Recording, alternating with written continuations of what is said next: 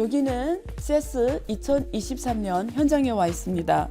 가장 눈에 띄는 게 일단은 자동차 업체들을 저는 굉장히 주목하고 있습니다. 전기자동차 시대는 노트북에 바퀴를 달라준 개념이다. 소니가 혼다하고 같이 내놓은 아필라라는 차가 있어요. 그게 지금 스타트업들이 많이 하는 영역 중에 하나가 디지털 헬스 쪽이에요. 그래서 제가 체험한 것도 있고, 예를 들면 제가 인상 깊었던 건 롯데 그 헬스케어 부스에 갔더니 올해 메타버스가 붐을 일으킬 수 있을까? 제가 오늘 현장에서 느낀 거는 안녕하세요. 안유아의 앵글로 본 세상 안유아쇼입니다. 여기는 CES 2023년 현장에 와 있습니다.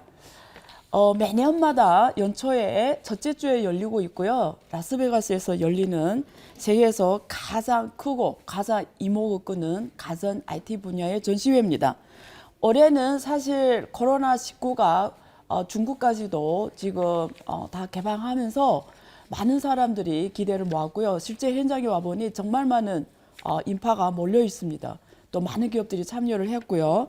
그래서 열기가 굉장히 뜨거운데요. 오늘 이 시간에는 제가 이 현장에서 보고 듣고 느낀 점을 여러분들한테 생생하게 전달드리겠습니다. 늘 기사를 통해서 제가 설명해 드렸는데요. 저는 지금 현장에도 있고 또 지금 기사도 엄청 나오고 있습니다.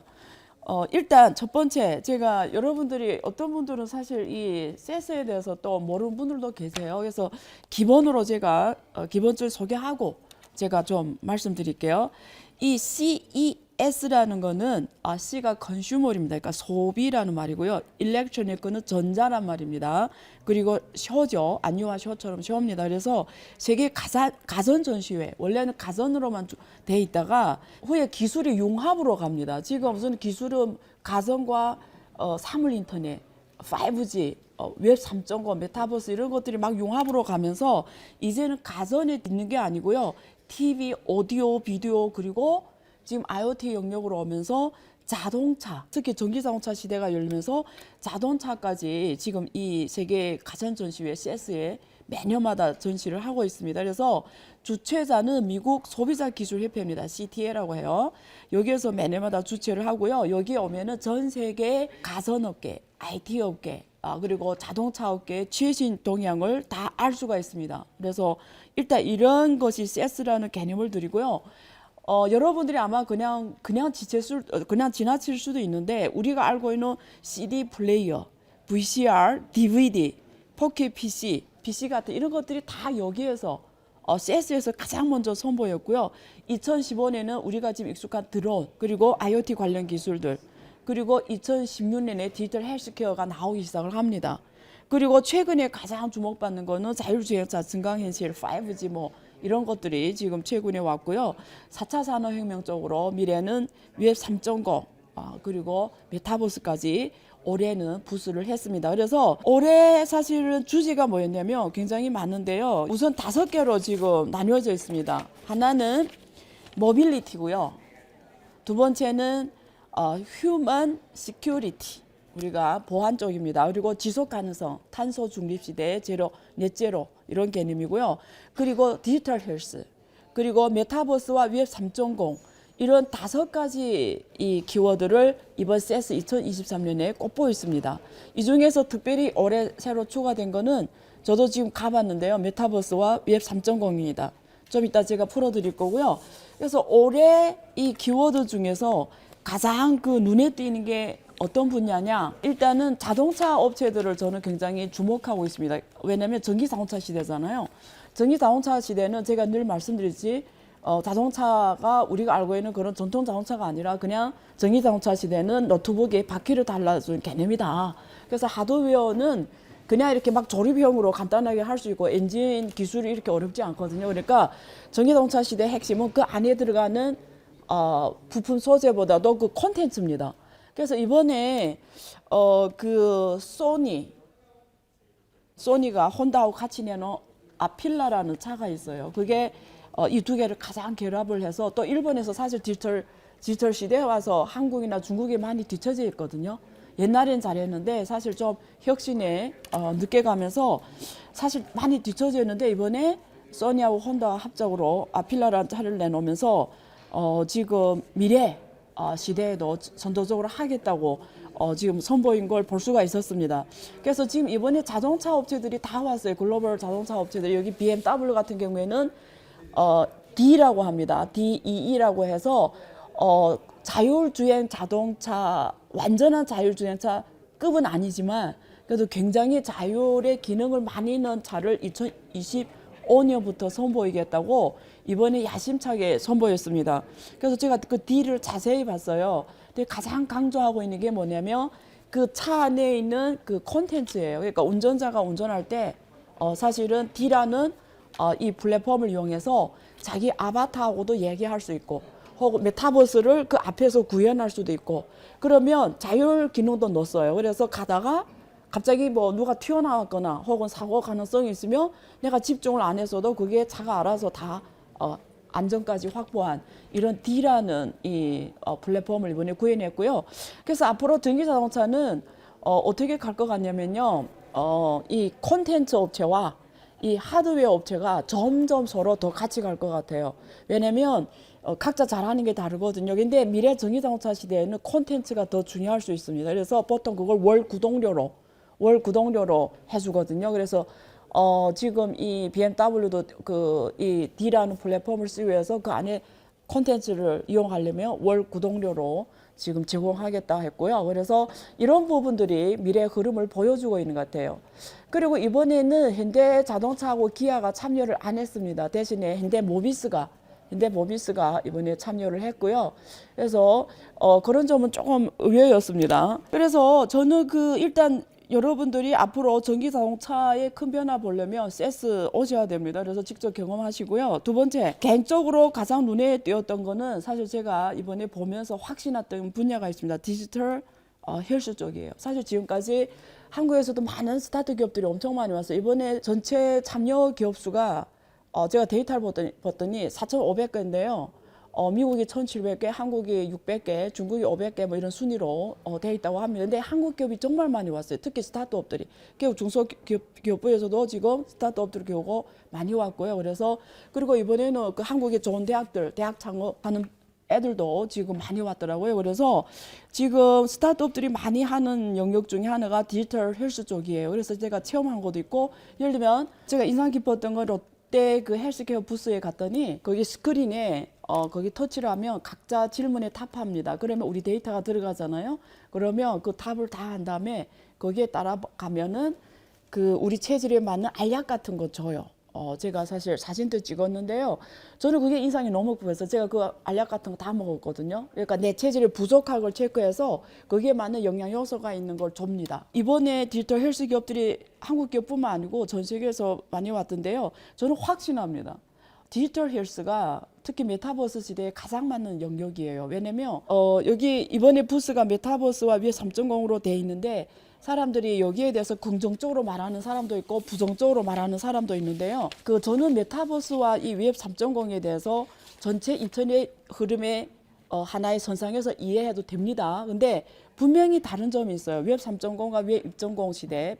우리가 PC 시대하고 달라요. 웹 3.0 시대는 인터넷 기술로 웹 3.0이라고 부르고요. 구현하는 세상을 메타버스 세상이라고 합니다. 그러면 핵심이 뭐냐면 누가 질문 저한테 했어요. 뭐가 다르냐? 웹 3.0의 핵심은 일단 소유입니다. 무슨 소유냐? 데이터를 우리가 갖고 있는 거예요. 고객이 갖고 있는 거예요. 지금 여러분들이 유튜브를 하고 페이스북을 하고 구글하고 이 데이터는 다 그 기업이 갖고 있어요. 예를 들면 여러분 카카오톡 하잖아요. 그러면 지난번에 그 정전사고로 카카오 데이터 센터가 문제 터졌잖아요. 그럼 여러분 카카오톡으로 어떤 비즈니스를 했잖아요. 그러면 만약에 그날 데이터 센터가 구현이 다시 복구가 안 되면 여러분들이 했던 카카오톡 기반의 여러 비즈니스가 없어져 버립니다. 왜 그럴까? 그렇다고 해서 가서 소송할 수 있냐? 할 수 없어요. 왜냐하면 거기 데이터는 여러분께 아니기 때문이에요. 이미 여러분들이 카카오톡 회원가입할 때 동의한 게 다 정보 동의한 거예요. 그러면 내가 그 카카오톡 쓰면서 남겨놓은 그 데이터들이 내 거 아니에요. 근데 우리가 일상생활이 없어진 건 상관없어요. 그러면 거기에 기반해서 비즈니스를 했는데 그 데이터가 없어져 버리면 끝나는 거예요. 그게 뭐 끝나는데 왜 소송 못하냐? 이거 여러분 데이터가 아닙니다. 그래서 데이터 소유를 누가 갖고 있냐거든요. 데이터 소유는 지금까지는 항상 플랫폼 기업이, 중앙 기업이 그 기업이 갖고 있었어요. 근데 웹 3.0 시대는 데이터는 우리가 갖고 있는 거예요. 첫째, 이게 핵심이고요. 그래서 소유의 개념입니다. 그래서 우리가 탈중앙화라는 개념을 쓰기도 하는데 그게 꼭 탈중앙화냐 중앙화냐보다도 우선 해결해야 되는 게 데이터의 개인 소유고, 그래서 개인 기반으로 거래할 수 있는 게 웹 3.0의 핵심입니다. 예를 들어 의료 데이터 있잖아요. 여러분이 현대 아산에 가서 내 의료 정보가 있잖아요. 근데 내 삼성병원에 가면 똑같이 또 새로 해야 돼요. CT도 새로 하고, 그리고 내가 거기 검사 또 새로 해야 돼요. 이쪽에 다 했는데 그게 돈을 두 번 내야 돼요. 근데 요즘에는 그 VOD를 찍으면 그 다른 병원에 가서 넣어주면 그 데이터를 쓰는데요. 대신에 돈을 4만 원 내야 됩니다. 근데 그게 너무 웃기잖아요. 내 데이터를 VOD로 제공했는데 왜 병원에서 그 돈 받냐고요. 데이터 당신 게 아니 돼서 그래요. 그래서 왜 3.0에서 구현해야 되는 거는 데이터를 그 고객이 소유하게 만들어줘야 되는 거예요. 그래서 의료가 가장 많습니다. 그래서 만약에 우리가 생각해, 우리 의료 데이터를 우리가 갖고 있으면 여러분은 이 병원 갈 때 내 갖고 있는 데이터를 그 병원에 주고, 저 병원한테 그거 주고, 혹은 보험에 가입할 때도 내 데이터를 그냥 주고, 그러니까 내가 결정하는 거예요. 누구한테 줄지를. 그거는 필요할 때 주는 거예요. 그러니까 의사결정 내가 하는 거예요. 이런 게 구현이 돼야 돼요. 그래서 미래 디지털 헬스는 이런 방향으로 가는데요. 이번 전시회에서 제가 본 거는 이 정도 구현은 안 됐습니다. 안 됐는데 지금 디지털 헬스 기업들이 가장 이번에 하는 거 보니까 커스터마이징, 고객 맞춤형. 제가 앞에서 설명드린 롯데 그 헬스케어도 나에 맞는 영양품을 알약으로 만들어서 나한테 준 거잖아요. 내 체질에, 내 생활 습관에 맞는 거. 거기까지는 왔더라고요. 커스터마이징. 근데 아직 해결이 못한 게 뭐냐면 그런 데이터를 그 롯데가 갖고 있는 게 아니고 고객한테 줘야 돼요, 그걸. 그러면 롯데 같은 기업들은 다른 걸로 서비스로 돈 벌어야 돼요. 서비스로. 예를 들면 이제처럼 맞춤형 알약을 공급한다든지 뭐 이런 걸로. 그래서 아직 그까지는 안 왔습니다. 근데 그 커스터마이징까지는 하려고 기업들이 노력하고 있더라고요. 그래서 정말 재미있는 기업을 많이 봤는데 제가 시간상으로 다 설명드릴 수는 없습니다. 자, 그다음에 어쨌든 메타버스 웹 3.0이 이번에 들어가게 굉장히 여러분들이 메타버스에서 부정적인 분도 계시고 긍정적인 분도 계세요. 근데 확실한 게 있어요. 제가 이번에 와 정말 확신했습니다. 지금 일론 머스크도 뭐 메타버스 손에 잡히지도 않는 거다. 뭐 또 어떤 분들은 그거는 그냥 사람들이 투자를 받기 위해서 장난으로 혹은 스토리로 그냥 섹시하게 하려고 만든 개념이지 실제는 메타버스라는 게 별로 의미가 없는 거다 이렇게 말하는 분들이 현실에서 의외로 되게 많아요. 대부분일 수도 있어요. 근데 이번에 CES 2024 현장에서는 두 사람의 말만 인용할 거예요. 여기 Raised in Space의 샤라 샌드오프 설립자가 이런 말을 했습니다. 메타버스가 과대평가됐다는 사람들도 있지만 잘 몰라서 하는 말입니다. 메타버스는 5년 뒤 우리의 미래입니다. 이렇게 말을 했고요. 또 브렛 레너드의 영화 감독이죠. 이분이 이런 얘기했습니다. 인류 역사상 중요한 순간입니다. 메타버스는 사람들의 삶을 바꿔놓는 대중교통보다. 이 두 사람 굉장히 높게 메타버스에 대해서 평가를 했어요. 그러면 저는 이런 질문을 해보는 거예요. 올해 메타버스가 붐을 일으킬 수 있을까? 제가 오늘 현장에서 느낀 거는 확실합니다. 그래서 CES 현장에서 제가 느낀 건 뭐냐면 메타버스 중에도 너무 넓은 개념인데요. 산업 메타버스예요. 엔비디아가 옴니버스라는 메타버스 플랫폼을 런칭했잖아요. 그걸 제일 먼저 확실하게 쓴 게 누구냐면 BMW예요. BMW가 옴니버스 플랫폼에 현장 공장하고 똑같은 걸 메타버스에 구현했어요. 디지털 트윈 공장 만들었거든요. 그래서 현장이 메타버스 그대로 구현된 거예요. 그래서 먼저 신차 출시할 때 메타버스에서 먼저 신차 설계를 합니다. 메타버스의 핵심 뭔지 알아요? 여러분, 메타버스 누가 보고 메타버스의 본질이 뭐냐 이렇게 질문하면 저는 한마디로 이렇게 말합니다. 메타버스의 본질은 글로벌 지혜의 융합이다. 예를 들면 현대자동차가 자율주행 자동차 한다면 현대자동차의 현장에 있는 엔지니어들을 가지고 자율주행 설계를 해야 돼요. 근데 마침 그 엔지니어가 없습니다. 그럼 어떻게 해야 돼? 아무것도 못해요. 근데 독일에 딱 그 분야의 엔지니어가 있어요. 그래서 현대자동차에서 독일에 있는 엔지니어한테 오퍼를 보냈어요. 야, 우리 현대자동차 와 해달라. 이러니까 난 가정을 못 떠나. 가정이 독일에서 못 간다. 그러면 메타버스에서는 이런 문제 해결이 가능해요. 옴니버스 시스템에서는 현대자동차 엔지니어들과 독일 엔지니어가 독일 안 떠나고 가정하고 같이 살면서도 현대 자동차에 출근하는 것처럼 똑같은 메타버스 공간에서 같이 있는 것처럼 동시 작업으로 설계할 수가 있습니다. 그래서 메타버스의 핵심 뭐냐면 글로벌 지혜의 융합입니다. 글로벌 지혜 융합이에요. 이걸 구해내야 돼요. 여기 지금 방송 듣는 분들이 각자의 잡이 있잖아요. 영역이 있잖아요. 거기에 만약에 누군가가 내가 메타버스로 좀 구해나고 싶다 이러면 꼭 까먹지 말아야 되는 게 있어요. 글로벌 지혜를 융합시킬 수 있는 플랫폼으로 구해가 돼요. 그러면 지리적 공간, 시간적 공간 제한 없이 글로벌 메타버스 산업 플랫폼으로 여러분이 하고 있는 그 산업에서 여러분이 1등 기업이 될 수가 있어요. 그래서 키워드는 글로벌 지혜의 융합을 구현하는 것이 메타버스의 본질이다. 이렇게 말씀드리고요. 자, 그 다음에 두 번째는 구해내야 되는 게 결제입니다. 이번 CES 2023 현장에서 제가 실제 체험을 했어요. 그게 마침 한국 기업이에요. 롯데에서 VR 끼고 체험시키는 프로그램이 있었어요. 그래서 제가 그걸 깼는데 일단은 제가 감상을 말씀드릴게요. 첫째 깨서 거기 시킨 대로 해요. 앞으로 갈 때는 이렇게 하고 아바타들이 막 뛰어다녀요. 그래서 앞으로 막 가려면 앞으로 하고 손을 2개 끼고 이렇게 하는 건데 뒤로 오면 이렇게 하고 그리고 목표물을 딱 선택하면 이렇게 딱 누르면 딱 총 쏘는 것처럼 딱 나가고 제가 하나 결제를 해봤어요. 거기서 사이다를 결제해봤어요. 그래서 사이다를 마시려면 막 이러고 이래 마시는 것까지 해봤어요. 거기서 다 가상이지만 그걸 체험했고요. 그리고 K-팝 스타들이 공연을 하는데 마침 제 딱 앞에서 공연하는 것처럼 구현이 되더라고요. 그래서 그걸 뭘 느꼈냐면 우리 보통 얼핏 경기장 같은 데서 공연하면 뒤에 앉은 분들이 그 앞에 사실 안 보이잖아요. 그래서 그 대형 스크린 보고 하는데 저는 그걸 VR 안경으로 사실은 그 뒤에 앉은 분들한테 주면은 마침 그 친구들이 앞에서 하는 거하고 똑같이 구현할 수가 있거든요. 그러면 뒤에 앉아도 사실 상관없을 것 같아요. 그 생각을 제가 그걸 처음에 해봤고요. 단점이 뭐였냐면 너무 무거웠습니다. 그리고 낄 줄 잘 모르겠더라고요. 뭐 이렇게 나눠주는데 그 현장에 있는 분들이 도와주면 저는 못 끼겠더라고요. 일단 모르겠고 너무 복잡하다, 무겁다, 오래 끼고 있으면 정신이 혼미할 수가 있다. 그래서 저는 그거는 방향이 좀 아닌 것 같아요. 그래서 앞으로 어떻게 현실과 이 가상 세계를 연결하는 디바이스가 있어야 되잖아요.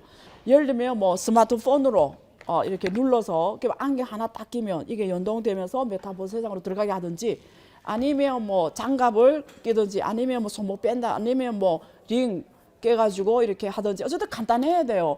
저렇게 복잡하고 힘들고 무거우면 저는 안 쓸 것 같아요. 누가 선물 줘도 저는 한두 번 해보고 안 할 것 같아요. 그래서 그걸 많이 느꼈습니다. 첫째. 두 번째 단점이 뭐냐면 아까 제가 거기서 사이다를 거기 1,200원에 떠 있더라고요. 따라서 딱 결제했는데 그건 지금 가상에서 그냥 보여주기식인데 사실은 메타버스 구현에서 제일 중요한 게 결제입니다. 특히 아바타 결제. 그래서 그걸 어떻게 구현이 어떻게 되는데 거기서 딱 사이다를 딱 눌렀어요.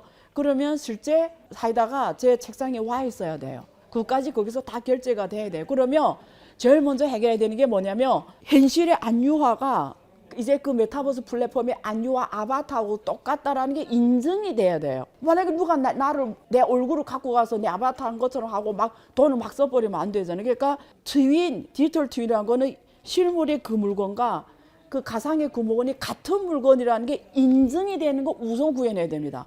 근데 이번에 CES 2024에 제가 다 봤거든요. 제가 이번에 오전에 확실하게 메타버스 2030 관심 많으니까 다 봤는데 이걸 스토리는 많아요. 뭐 이쪽 영역에서 메타버스 개발했고 이쪽 영역에서도 했고 뭐 섹터별로 하긴 했는데 이거 구현한 데는 없었어요. 그래서 아쉬웠어요, 사실.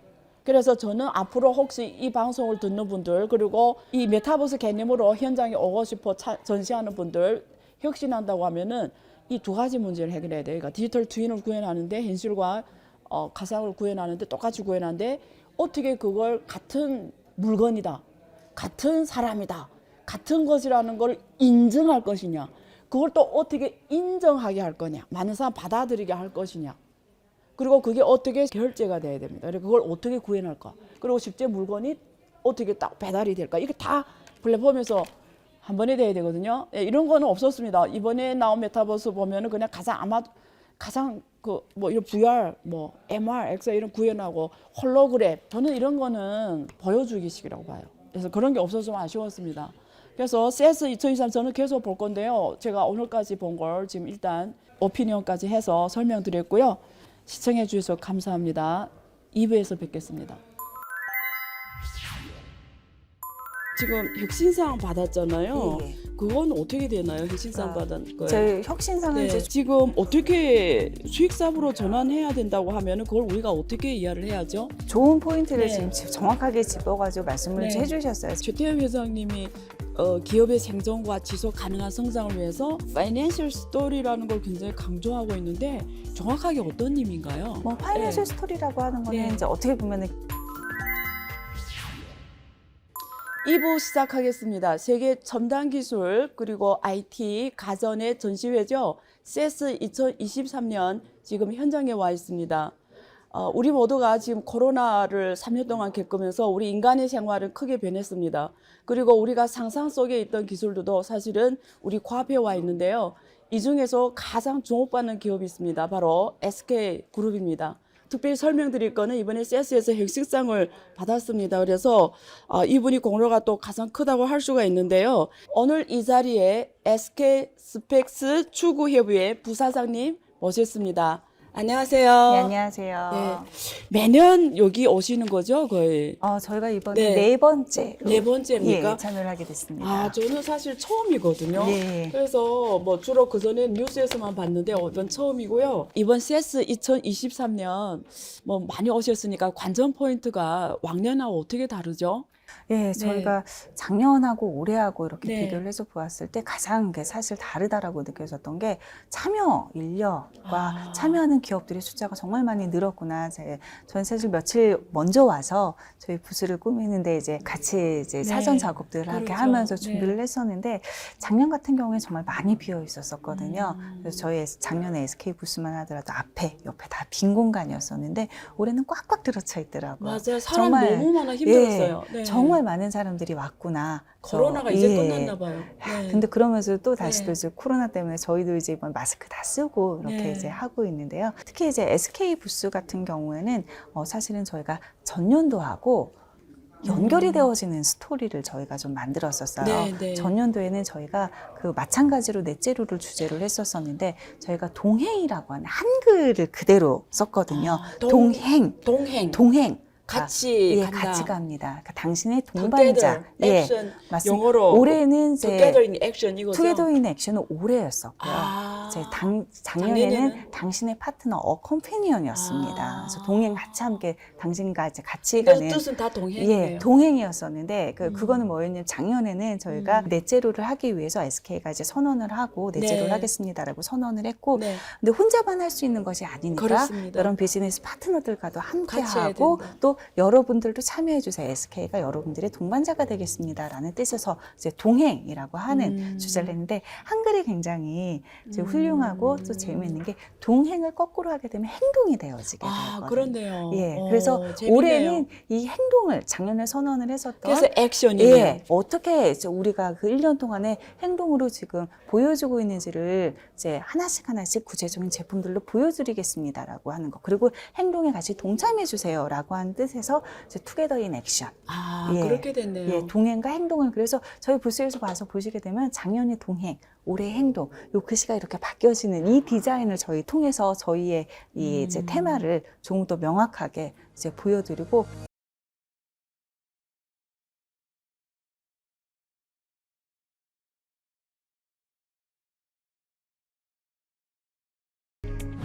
약간 어떻게 보면은 사실 이 CES에서 와서 보시게 되면은 다 제품들을 중심으로 해서 가는데 저희는 약간 미디어 아트적인 요소를 이렇게 특히 초반부에 같이 좀 보여드렸거든요. 이게 뭐냐면 우리가 만약에 지금 행동을 하지 않는다라고 하면은 이제 100년 후 또는 50년 후, 뭐 200년 후 우리의 지구가 우리의 도시가 어떻게 될 것이냐. 그렇죠. 정말 주요 국가들의 주요 도시의 랜드마크들이 이 해수면 상승으로 인해서 다 잠겨버리는 이 암울한 이제 미래의 모습을 좀 미디어 아트적인 걸로 이제 풀어서 한번 보여드렸고요. 이제 SK는 이런 세상이 오지 않도록 하기 위해서 이미 행동하고 있습니다라고 하는 이제 스토리로 각각의 제품들을 좀 보여주는 이런 식으로 좀 같이 꾸며봤습니다.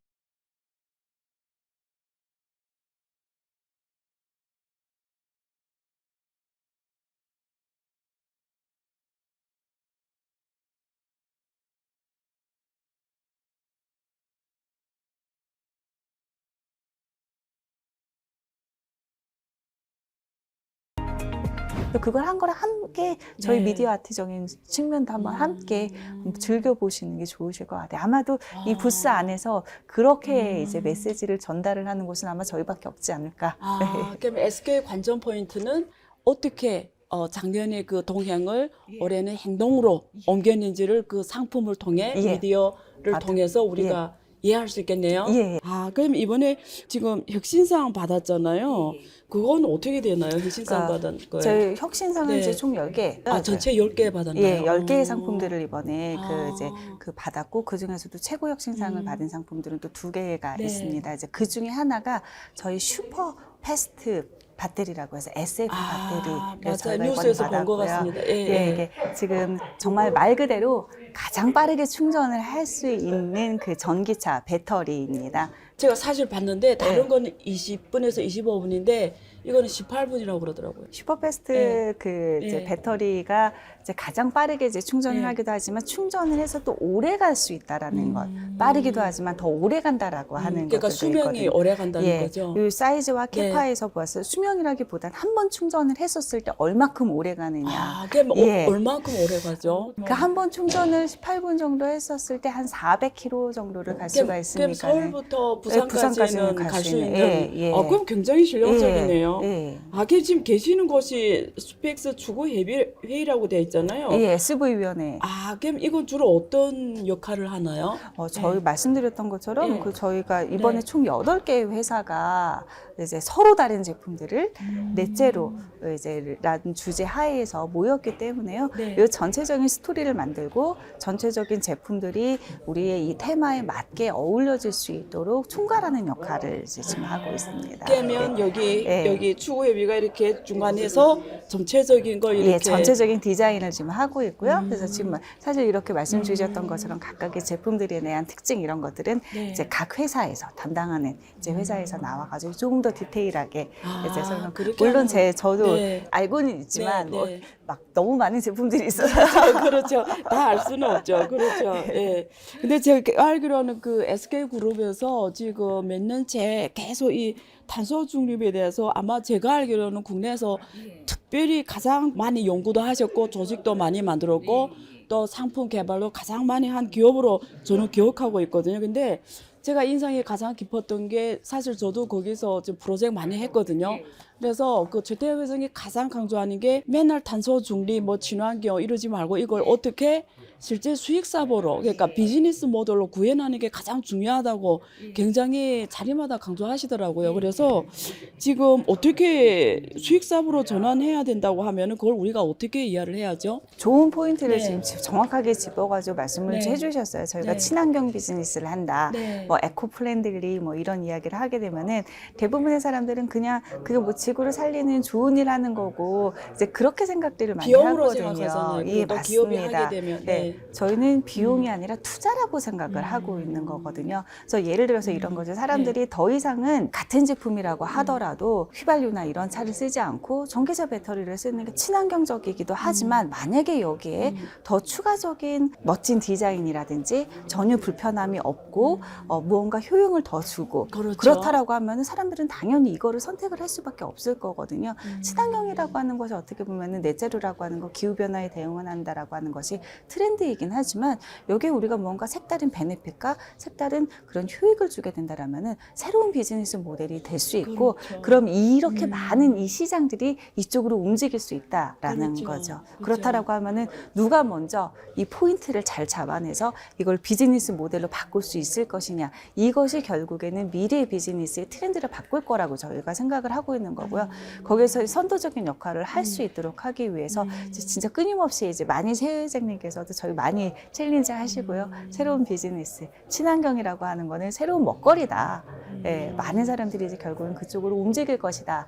라고 얘기를 하시기 때문에 그쪽으로 가기 위해서 그룹 전체가 방향성을 이렇게 그렇죠. 바꿔서 움직이고 있습니다. 저도 그렇게 생각하거든요. 그러니까 우리가 어떤 이념 가지고 혹은 어떤 도덕성이나 이런 걸 가지고 어떤 걸 해야 된다 이런 거는 저는 길게 가지 못한다고 생각하고요. 그리고 모든 것이 다 이치를 따라야 된다고 보거든요. 그 이치라는 게 결국은 세상의 흐름이고 사람들의 마음의 흐름이고 결국 거기에 따라 돈이 흐름이 간다고 저는 보거든요. 그래서 그런 면에서 저는 SK그룹에서 하는 방향성이 굉장히 이 사람들이 마음이 거기에 움직이게끔 하는 방향으로 자연스럽게 넷제로가 되도록 하는 방향으로 한다라는 걸 이해가 되는데 저는 굉장히 지금 좋은 방향으로 간다고 보고 있고요.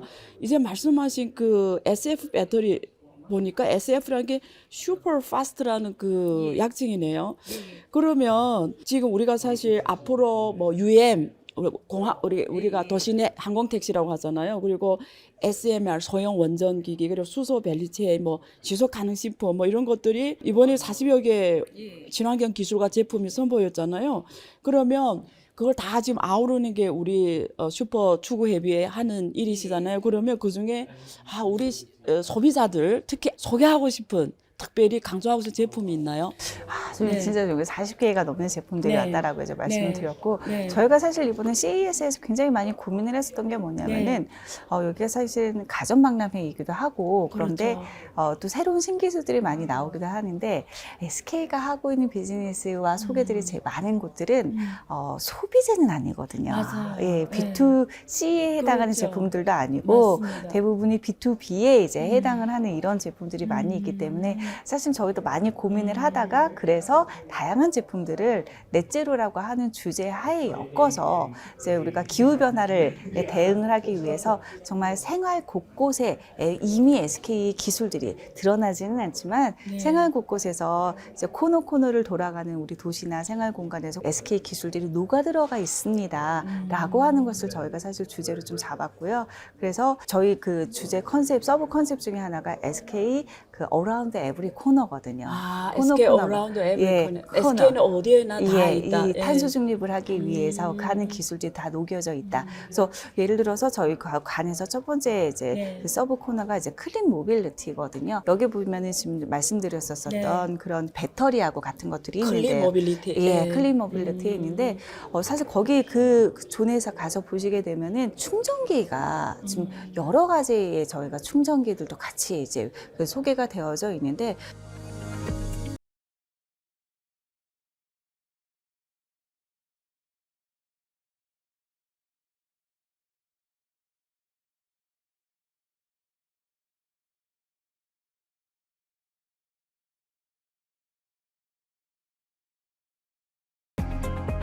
저희가 전기차가 어떻게 보면은 친환경에서 앞으로 새로운 세상을 바꿀 가장 큰 이런 교통수단으로서 자리를 잡고 있는데, SK가 사실은 단순히 이렇게 배터리만을 공급을 하고 있는 건 아니거든요. 배터리하고 관련된 전반적인 밸류체인을 전부 다 하고 있습니다. 생태계를 다 아우르네요. 예, 맞습니다. 거기에 들어가게 되어지는 뭐 음극재, 양극재라든지 또는 그런 그 실리콘 소재라든지 그런 것들에 대해서 이 배터리를 단순히 배터리만이 아니라 배터리에 들어가게 되어지는 모든 이 하단의 이 밸류 체인들, 그리고 끝에 가서는 이걸 충전을 해야만 하니까 충전기도 저희가 급속 충전기, 그다음에 이제 아직 한국 시장에서는 도입이 되진 않았지만 미국 시장에서 이미 상용화가 되어지고 있는 급속 충전기요? 급속 충전기 집에서도 할 수가 있어요. 그럼 그 얼마 가정용. 걸려요? 가정용은? 급속이냐 뭐 이런 거에 따라서 다른데 100%냐 아니면은 뭐 80% 충전을 할 것이냐라고 하는, 이것도 20분 안으로 충전이 그럼 가능합니다. 가격은 어떻게 되죠? 만약 가정용으로 한다면? 가정용으로 한다면 그거는 그 지역의 그 가정 그 지역별 전기 요금에 따라서 달라지겠죠. 전기차 충전을 하는 거니까. 그러면 가정용이라면 예를 들면 저 같은 경우 쓰고 싶다 이러면 SK 그 충전기를 사와야 되는 거 아닌가요? 그렇죠. 그건 충전기는 사가지고 그 와서 가격이 어떻게 돼요? 가격은 한번 확인을 해보겠습니다. 아직 한국 시장에서는 어쨌든 받아들일 수 있는 가격인가요? 그렇죠. 뭐 그럼요. 아주 비싼 건 아니고. 저 가정용에서 크기도 이만해요. 네네. 그래서 작고서 빨리 그냥 되는 거. 그래서 바로 그냥 아침에 그냥 퇴근을 하면서 충전을 해놓고 자동차용 배터리를 그걸로 충전한다는. 그렇습니다. 뭐 우리도 이제 아파트나 이런 데에서 이제 그런 것들이 이제 보통 많이 밑에서 들어가 있곤 지하에 하는데 있잖아요. 거기서도 이제 시간이 많이 걸리고 이런 것들이 있는데, 이거는 출퇴근할 때 살 수 있는 건 단지 몇 분만 굉장히 저는 꽂아놓고 좋은 것 가게는. 같은데요. 그리고 이제 다양한 네. 전기차도 있지만 저기는 사실은 수소차도 같이 비즈니스를 하고 있거든요. 이 수소차도 충전을 할 수 있습니다. 수소차 충전기도 저희가 이번에 같이 같이 한번 선보이게 됐고요. 아, 이번에요. 예, 예. 그렇구나. 저희가 이제 모빌리티하고 네. 관련된 이제 앞으로 이제 전기차라든지 수소차라든지 새로운 에너지원, 퓨처 에너지원을 가지고 저희 세상에 바뀌게 되어질 텐데 단순히 그런 에너지원을 만드는 것도 중요하지만 네. 이 에너지원이 정말 우리가 쓸 수 있도록 해주는 그 중간재의 역할들, 디바이스들도 굉장히 중요하거든요. 맞아요. 이것까지도 저희가 같이 준비를 하고 있습니다. 미래를 위해서. 그렇네요.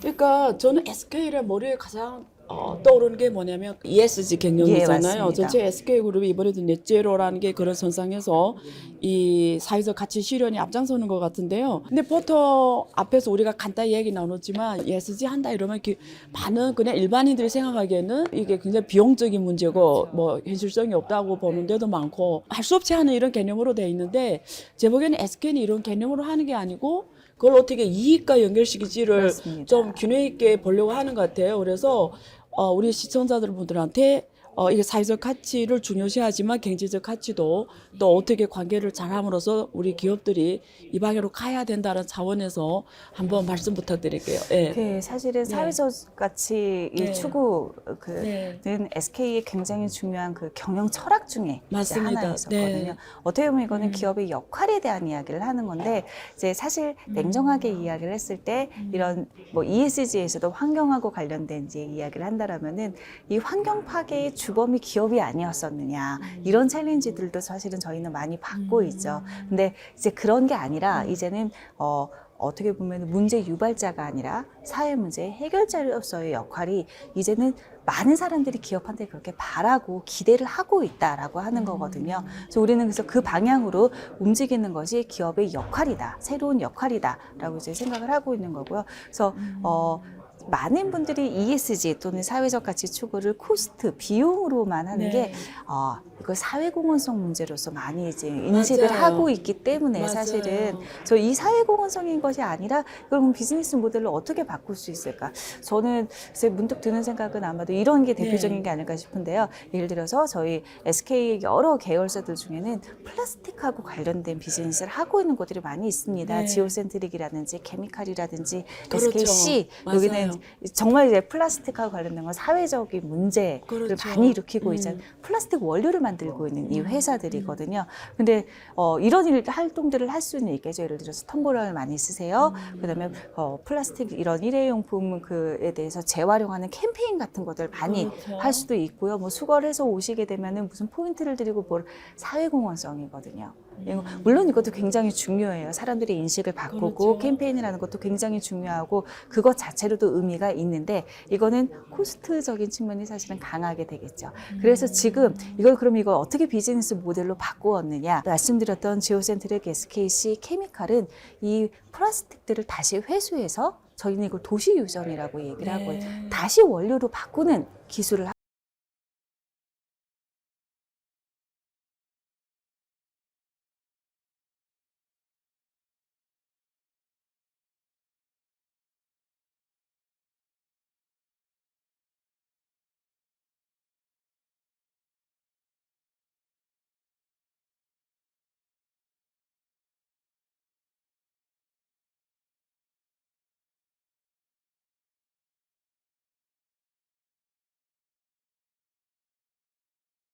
사람들은 사실 그냥 플라스틱 마음대로 써도 돼요. 왜냐하면 그걸 다시 회수를 한다면 다시 원료로 만들어서 무한으로 계속해서 쓸 수 있도록 저희 그렇죠. 그런 기술들을 네. 만들고 있거든요. 회수를 한 다음에 다시 열분해를 해서 사실 플라스틱은 크루드 오일에서부터 만들어진 거거든요. 그렇죠. 네. 이게 석유 제품에서 맞아요. 만들어진 건데 다시 회수를 해서 정제를 한 다음에 다시 그 원료로 만들어 버리는 거죠. 그렇죠. 만약에 이런 기술들이 정말 완전히 자리를 잡게 된다면 더 이상 캠페인 같은 게 필요가 없겠죠. 왜냐하면 저희가 이렇게 써도 그렇죠. 다시 회수해서 그 다시 자체가 원료가 되니까요. 근데 만약에 그런 제품들이 나오겠다라고 하면은 앞으로의 세상에서는 이 플라스틱 문제가 심각해진다라고 하면은 사람들은 그런 제품들을 오히려 더 많이 쓰게 될 것이라는 거. 설사 비용이 더 비싸다라고 하더라도 그렇다라고 하면은 이 제품 자체는 프리미엄 시장이 되어지겠죠. 네. 그래서 이게 어떻게 보면 비즈니스 모델로서 사회 문제를 해결도 해주면서 돈도 벌 수 있는 비즈니스 모델로 그렇네요. 더 바꿀 수 있는 저 가장 대표적인 예로 한번 그러네요. 그러면 아까 앞에 말씀을 이어서 제가 이제 갑자기 궁금한 게 들었는데요. 그 배터리 굉장히 잘하고 계시잖아요, 네. 우리 SK가. 그러면 저는 배터리도 사실 그 앞으로 뭐 전기차로 다 바뀌게 된다했을 때 배터리가 우리 일상에 가장 중요한 게 될 것 같은데, 그럼 그 배터리 요즘에 폐배터리라고 하잖아요. 맞습니다. 그러면 배터리 공급부터 시작해서 그 폐배터리 회수까지 그럼 지금 같이 하고 SK에서 있어요. 지금 다 같이 하고 있나요? 폐 배터리를 회수를 하는 것도 또 하나의 중요한 비즈니스 그거 아주 모델로. 중요할 것 같은데요. 그래서 사실은 그 배터리 안에 들어가게는 굉장히 그 금속 광물들도 굉장히 많이 들어가 있고요. 희귀 광물들도 많이 있고요. 그래서 이거 자체가 또 하나의 환경 문제를 유발을 할 수가 있거든요. 그래서 저희는 말씀드렸던 것처럼 배터리 전체 이 밸류 체인들을 보고 있는데 그 중에서 당연히 회수를 해서 재활용을 해서 그거 지금 다시 다 쓸 수 같이 있는, 하고 있는 거기까지 거죠. 전부 다 같이 지금 보고 같이 있습니다. 보고 있는 거죠. 예. 그리고 이번에 제가 이 CES 2023년에 와서 올해 가장 크게 지금 느끼는 게 의외로 메타버스하고 위에 3.0을 엄청 많이 강조하고 전문 부스이고 기업들이 엄청 와 있더라고요. 그래서 저는 항상 고민하는 게 이 메타버스를 어떻게 산업에 적용할까를 굉장히 저는 현실적으로 지금 많이 연구하고 있거든요. 그래서 저는 배터리 하면은 제가 가장 관심 갖는 게 뭐냐면 배터리가 이렇게 수명 주기 관리가 있잖아요. 맞습니다. 그게 이렇게 커스터마이징이 되어서 이 사람이 뭐 주차 행위하고 뭐 운전 행위 이런 게 다 배터리 수명하고 관련되게 어떻게 저는 SK 같은 기업에서 해야 된다고 보는데 그런 것도 하고 있나요? 있습니다. 저희 이번에 이제 CES 제품에도 네, 이제 네. 수금이 되어져 있고요. 네. 그 시그넷 EV라고 하는 저희 급속 충전기가 있는데 네. 그 제품 같은 경우에 이제 같이 저희가 연계를 해서요. 배터리 자가진단 서비스 충전을 하는 동안에 그러니까요. 이 배터리한테 어떤 문제가 그렇죠. 있는지 수명이 얼마큼 남아 있는지 관리를 이런 다 것들 해주는 거죠. 그러면서 충전을 하는 동안에 바로 따로 결제를 하는 것이 아니라 거기서 같이 페이도 같이 할 수 있는 이런 시스템에서 마찬가지로 이 충전 시스템이나 이런 것들도 굉장히 중요한 지금 그런 이슈가 될 거고요. 지금 저희가 뭐 구체적인 이제 비즈니스 모델로 이제 좀 시작을 하려고 하는 건데 추후에는 전기차도 중고 시장에 나오게 될 거거든요. 맞아요. 근데 전기차가 중고 시장에 나오게 되면은 가장 중요한 게 이 배터리 수명이 얼마큼 남아 있는지 맞습니다. 그거를 이제 테스트를 해서 거기에 따라서 이제 전기차의 중고차 밸류가 이제 달라지게 될 거거든요. 그러니까 말씀하셨던 것처럼 그렇게 수명 진단 서비스 저는 배터리에 그래서 대한 처음부터 해야 된다고 생각해요. 나중에 그렇죠. 폐차가 된 다음에 하면 너무 아니죠. 비용이 많이 들 것 같아요. 중간중간에 저희가 항상 이 내 차의 상태를 그렇죠. 점검을 할 수 있는 이 그럼 서비스까지. 중고 넘길 때 바로 알게 되는 저희 이걸 거죠. 충전을 하면서도 같이 할 수 있는 이런 자가진단 서비스를 그거 같이. 이미 하고 계시네요. 그러면 저는 사실 이게 오늘 특히 물어보고 싶었는데요. 그 최태현 회장님이 기업의 생존과 지속 가능한 성장을 위해서 파이낸셜 스토리라는 걸 굉장히 강조하고 있는데 정확하게 어떤 의미인가요? 뭐 파이낸셜 스토리라고 하는 거는 네. 이제 어떻게 보면은 기업의 입장에서는 투자자들의 선택을 받아야지만 하는 그게 사실은 가장 중요한 거죠. 그래서 그들한테 설득을 할 수 있는 스토리가 있어야 된다는 거죠. 단순히 옛날 같은 경우에는 그냥 돈만 많이 벌고 이익이 많이 나고 한다라고 해서 그래서 그것만으로 기업 가치가 올라간다라고 볼 그건 수 아니죠. 없는 거거든요. 맞습니다. 그러면 거기에 뭔가 플러스 알파적인 새로운 요소들이 있어야지만 사실 영업이익 많이 나고 했는데 기업 가치나 주가는 그렇게 맞습니다. 많이 하지 그런 않고 기업이 되게 많아요. 예, 상장 그리고 기업 중에. 실제로 아직까지 계속 마이너스인데 맞아요. 기업 가치는 엄청나요. 테슬라가 대표적으로 예. 그런 기업이었죠. 그러니까 그것이 예. 이제 보게 되면은 단순히 경제적인 이런 숫자만으로는 대변할 수 없는 그렇죠. 무언가의 가치가 있다라는 거거든요. 그러니까 금융 시장에 설득할 수 있는 논리를 만들어라. 그렇죠. 이렇게 이해를 해야 되겠네요. 하지만 숫자로는 나타나지는 그렇죠. 않지만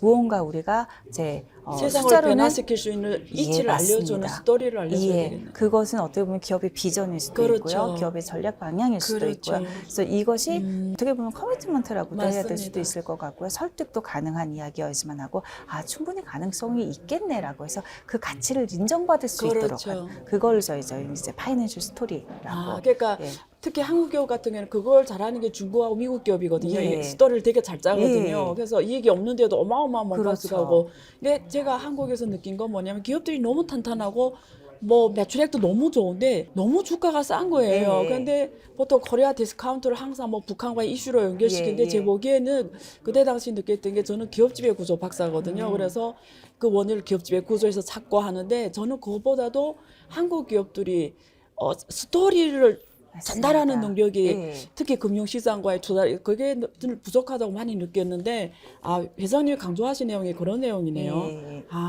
그러면 지금 SK그룹도 엄청나게 사내 이런 뭐 스타트 기업 개념으로 많은 기업에 투자하고 있고 예. 또 실제 많은 혁신 또 하고 있는데 뭐 파이낸셜 스토리로 뭐 굉장히 재밌는 사례가 있나요 혹시?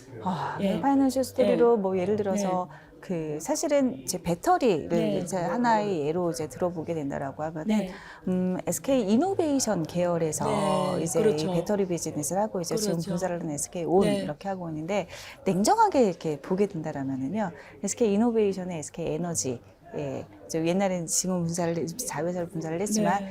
에너지가 휘발유하고 경유하고 뭐 등유하고 리파이너리 정유 사업을 하고 있는 곳이거든요. 그렇죠. 자, 어떻게 보면은 이 내연기관차의 대체제가 그리고 가장 경쟁자가 전기차고요. 맞습니다. 서로 그렇다라고 사실은 본다라면은 상극이잖아요. 네. 거기서 보았을 때 지금 이 휘발유하고 뭐 경유의 가장 큰 경쟁자는 어떻게 보면 배터리거든요. 그렇죠. 저희는 경쟁제로 들어간 거거든요. 그렇죠. 내 시장을 더 이상 프로텍트하고 그렇죠. 여기 이 시장이 더 오래 갈 수 있도록 하는 것이 아니라 전향적으로 가장 나를 위협하게 될 시대적 흐름으로 간 거죠. 그래서 예. 먼저 이렇게 움직인 거거든요. 그렇죠. 근데 그렇게 하기까지는 정말 많은 사전적인 투자, 시행착오, 기술을 얻기 위해서 많은 준비 같은 것들이 필요를 했었었는데 이게 어떻게 보면 가장 중요한 하나의 그런 파이낸셜 스토리 중에 맞습니다. 하나였었을 거라고 좀 맞아요. 보여질 수 있을 것 같고요. 또 하나는 뭐 작은 회사이긴 하지만 SK 엠무브, 옛날에는 SK 루브리컨츠였었는데 윤활유 회사였어요. 자동차 전문 윤활유였었어요. 근데 이 윤활유는 저희가 뭐 한 10,000km 정도 하게 되면 계속해서 바꾸고 그래서 거기서 이 윤활유 제품에서 가장 글로벌리 세계 최고의 퀄리티를 자랑을 하는 기술을 가지고 있는 회사였었는데 이 내연기관차가 줄어들게 되면은 윤활유도 더 이상 쓰지 않게 그렇죠. 되는 거거든요. 그렇다면 이게 어떻게 그렇죠. 우리가 시장에다가 저희 회사한테 계속 MOV에게 계속 투자를 그렇네요. 해주세요라는 이야기를 하기가 굉장히 그렇네요. 그래서 처음에는 이 파이낸셜 스토리를 만들었었을 때 처음에는 포커스를 했던 게 전기차에도 사실은 윤활유가 들어갑니다. 처음에는 그렇게 했어요. 예, 전기차에도 윤활유가 들어갔는데 사실은 뭐 네. 그렇게 양이나 이걸로 보지 물론 밸류는 훨씬 더 비싸요. 네. 훨씬 더 고급 제품이기는 하지만 그럼에도 불구하고 시장 자체는 줄어드는 그래서 많은 고민을 하다가 지금 새로운 비즈니스 모델 중에 하나로 찾은 게 뭐냐면은 윤활유라고 하는 이게 윤활유가 반드시 자동차에만 쓰여지는 건 사실 아니고요. 굉장히 많은 산업 제조 이런 그렇죠. 곳에는 반드시 쓰여져야 네. 되는데 저희가 마찬가지로 탄소 감축하고 관련된 부분에 연계를 해서 이번에도 이제 제품이 이제 소개가 되어져 있는데 저희 CES에 사실 4차 산업 아니면 메타버스 조금 전에 말씀해 주셨는데 이런 산업에서 정말 많이 필요한 게 어떻게 보면 데이터 센터예요. 맞습니다. 예, 근데 이제 그런 그 서버나 이런 것들에서 여기서 정말 어마어마한 전력을 잡아먹거든요. 그렇죠. 그래서 이 전력 맞아요. 때문에 의해서 여기서 만들어지는 탄소 양도 정말 어마어마합니다. 맞습니다. 그래서 그리고 이게 과열이 되어지기 때문에 얘를 맞아요. 계속해서 냉각을 시켜야 맞아요. 되거든요. 그 냉각제도 어마어마하게. 그렇죠. 이 냉각을 시키는데 또 많은 전력이 맞아요. 들어가게 되고요. 근데 지금은 공냉식이라고 해서 이제 공기를 통해 가지고 이걸 냉각을 시키는데 윤활유를 가지고 저희 서버 액침 그 냉각제라고 네, 이렇게 네. 얘기를 하고 있는데요. 이거를 그 윤활유에다가 담가버리게 되면은 당장 30에서 40% 정도 전력 소요량을 줄여버릴 수가 있어요. 그렇군요. 이렇게 하게 되면은 이런 디지털 그 비즈니스를 하는 곳에서는 이게 그러네요. 굉장히 이거는 탄소 자체를 그렇죠. 줄일 수도 있지만 그렇죠. 비용 절감하고도 바로 연결이 되어질 수 있거든요. 앞으로 점점 많이 생길 테니까요. 그래서 지금 예. 그 제품들을 거의 이제 그 상용화하기 전 단계 이제 테스트 단계에 이제 들어가고 있습니다. 그래서 하이닉스와 함께 서버 이 냉각을 그 오일 안에다가 넣어다 그 성능을 더 발전할 수 있는 그런 그 메모리 반도체를 개발을 하는 것도 같이 스터디를 하고 있고요. 그래서 윤활유 자동차에다가 넣었었던 윤활유 회사가 이제 완전 탈바꿈 제공을 해나가고 있는 그러네요. 거죠. 이런 식으로. 그래서 그것도 저희가 파이낸셜 스토리에 대해서 지속적으로 회장님과 함께 고민을 하고 있다가 새로운 방향으로 어떻게 나아갈 수 있을까를 고민을 하다가 나온 케이스 중에 하나입니다. 그렇네요. 네. 그래서 저는 사실 두바이나는 석유 오펙 국가들 있잖아요. 예. 그 미래 먹거리에 대해서 되게 고민하고 지난번에 사우디 왕자가 다녀갔지만 예. 지금 미래 석유를 못 팔았을 때 먹거리를 고민하고 지금 새로운 어떤 산업 변화를 일으키고 있잖아요. 저는 SK도 볼 때마다 제가 그 느낌 항상 생각했거든요. 주로 정유, 석유화학으로 가장 크게 맞습니다. 했던 성공했던 기업인데 지금 미래의 흐름은 전기 이쪽으로 오고 친환경 이쪽으로 오면서 어쩌면 좀 상극하는 개념일 수도 있는데 제가 오늘 말씀 나누면서 느꼈던 거는 굉장히 적극적으로 능동적으로 이 시대의 흐름 변화를 준비하고 있고 예. 또 굉장히 스마트하게 시장과의 커뮤니케이션도 하고 있구나라는 걸 많이 지금 느꼈거든요. 아유, 감사합니다.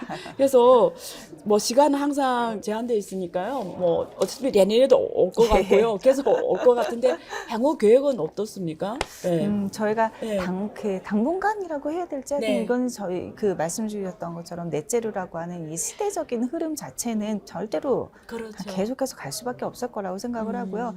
사실 이번에도 그렇고 작년에도 그렇고 라스베가스가 지금 사막이거든요. 맞아요. 사막인데 작년에는 너무 추웠어요. 물론 1월이긴 하지만 맞아요. 그래도 작년에도 이상기후로 저희가 준비를 했는데 너무 추워가지고 다들 패딩 입고서는 아주 벌벌 떨면서 전시를 준비를 했었고 근데 이번 덥던데요, 저는. 비가 오는 거예요. 이번에는 비가 온 거예요. 예, 작년엔 그래서 추웠고. 여기 사막인데요. 그래서 그랬구나. 정말 1년에 몇 번 안 오는 그렇죠, 그 비가 비가. 와서 저희는 그래서 여기 자체가 어떻게 보면은 컨벤션 센터 자체가 비가 안 오기 때문에 비가 왔을 때에 대한 대비나 이런 것들이 전혀 안 돼 있는 거죠. 물이 새기 시작을 해서 그렇네요. 전시 준비를 하는데 그리고 또 하나는 이제 이번에 미국이나 아니면은 북미 쪽에서 그 엄청나게 폭설로 이제 이상기후 현상. 예. 그래서 이런 것들이 앞으로 점점점 더 심해지면 심해졌지. 이거는 당연히 기후 변화하고 관련된 탄소하고 관련된 그렇죠. 문제이거든요. 근데 사실 하나 얘기하자면 이번에도 이제 F150이라고 하는 포드에 저희 그 SK 온에 그 배터리가 들어가는데 그래서 폭설로 인해서 전기가 많이 끊겼거든요. 근데 이 그렇죠. 배터리 자체가 가정용 그렇죠. 전기용에서 전기를 쓸수 있기 때문에. 공급을 해주는 역할을 해서 그게 또 신문에도 보도가 되어진 이런 역할도 있었었거든요. 그래서 네. 앞으로도 저희는 이 넷제로하고 관련된 이런 기술을 이제 지속적으로 상품들을 개발을 하고 또 이제 M&A도 하고 투자도 지속하는 이 기조는 지속적으로 아마도 이어가게 될 것 같고요. 네. 그래서 내년에도 아마도 이런 주제로서 다시 또 새로운 상품 그리고 저희가 사실은 IEA에서 네. 2030년으로 보았을 때 그 글로벌이 210억 톤의 탄소를 감축해야지만 우리 지구가 네. 살 수 있다라고 네. 선 이렇게 재작년에 이제 네. 발표를 했었는데요. 그래서 저희는 작년에 210억 톤의 1%에 해당하는 2억 톤은 SK가 네. 이제 감당을 하겠다라고 이제 선언을 했었습니다. 네, 네. 이게 1%라고 하게 되면은 뭐 작은 거 아니야라고 얘기를 할 수도 있겠지만 SK 같은 회사가 99개월만 더 있으면 탄소 문제가 해결이 되어진다는 그렇죠. 거거든요. 고작 100개의 회사를 사실은 이게 해결할 수 해결할 수 있다는 있는 거죠. 문제는 그렇다라고 보게 된다면은 1%라고 하는 게 글로벌 어마어마하게 큰 어마어마한 거죠. 예, 맞습니다. 숫자이거든요. 그래서 저희가 올해까지 그 선언을 하기 위해서 작년에 그런 선언을 했고 올해 그 선언을 하기 위해서 요만큼의 프로그레스를 보였습니다라고 하는 걸 사실 보여주는 자리네요. 자리였었는데 내년에는 이제 올해보다 조금 더 네. 많이 저희가 이제 행동으로 이렇게 성과를 냈습니다. 그리고 더 할 겁니다. 아마도 이런 거를 보여드릴 수 있는 자리로 제 준비를 하게 되지 않을까 이렇게 생각하고 많이 기대가 됩니다. 네, 네. 지금까지 남재인 SK 수펙스 추구협의회 부사장님과 함께했습니다. 저는 같이 대화를 나누면서 일단 SK그룹이 넷제로라는 이 시대적 흐름을 주도권을 잡고 적극적으로 혁신을 하는 모습에 굉장히 감명 깊었고요. 또 앞으로 많은 그 한국에 있는 스타트 기업들이 넷제로라는 이 시대적 흐름에 많은 혁신을 도모하기를 기대하고요.